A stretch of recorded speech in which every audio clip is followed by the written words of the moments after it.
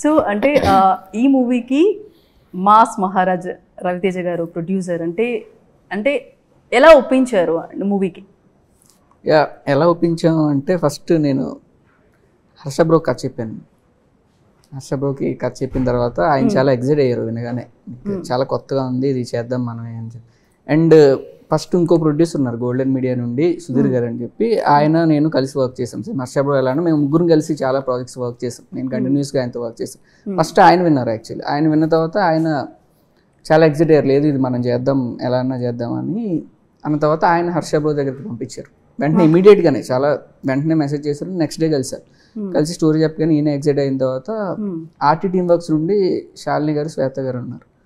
వాళ్ళకి హర్ష బ్రో పంపించారు వాళ్ళ దగ్గరికి, వీళ్ళు ఇంట్రెస్టింగ్ ఉన్నారని చెప్పి. ఇప్పుడు ఆర్టీ టీమ్ మొత్తాన్ని నేను నరేషన్ ఇచ్చాను.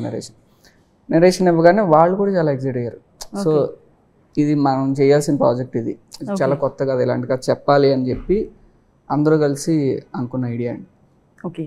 సో ఎక్కడైనా అంటే అడవి మధ్యలో అలాంటి వాళ్ళు ఉంటారా, లేకపోతే మీరే అంటే పల్లెటూరులో తీసారా లేదంటే పాడేరుకి ఒక 10 కిలోమీటర్స్ దూరంలో ఉన్న ఒక చిన్న ఊరండి అది.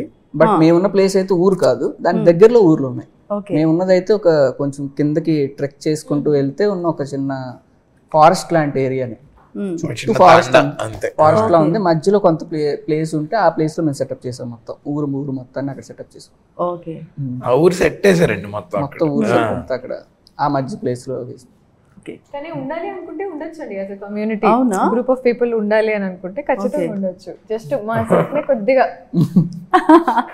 ఇంకొంచెం వెదర్ ప్రూఫ్ చేస్తే చాలు. వైవా గారు, మీరు అంటే మీ లైఫ్ లో సుందర మాస్టర్ ఎవరు అంటే ఏం చెప్తారు? మనందరిలో ఒక సుందర మాస్టర్ ఉంటాడు. మీరు సినిమా చూసాక వాట్ యుల్ రియలైజ్ మనందరిలో ఏదో ఒక పాయింట్ ఆఫ్ టైంలో మన లైఫ్ లో we were that character అన్నమాట. అది మీరు డెఫినెట్ గా అది ఓకే. బట్ మీ లైఫ్ లో అంటే మాస్టర్ అందరి లైఫ్ లో ఉంటారంటే నా లైఫ్ లో మళ్ళీ సెపరేట్ గా ఉంటుంది. అందరి లైఫ్ లో ఒకళ్ళు ఉంటారు కదా, తెలుసుకోవాలి కదా. సుందర మాస్టర్ ఒక పర్సన్ కాదు, he is there in everybody.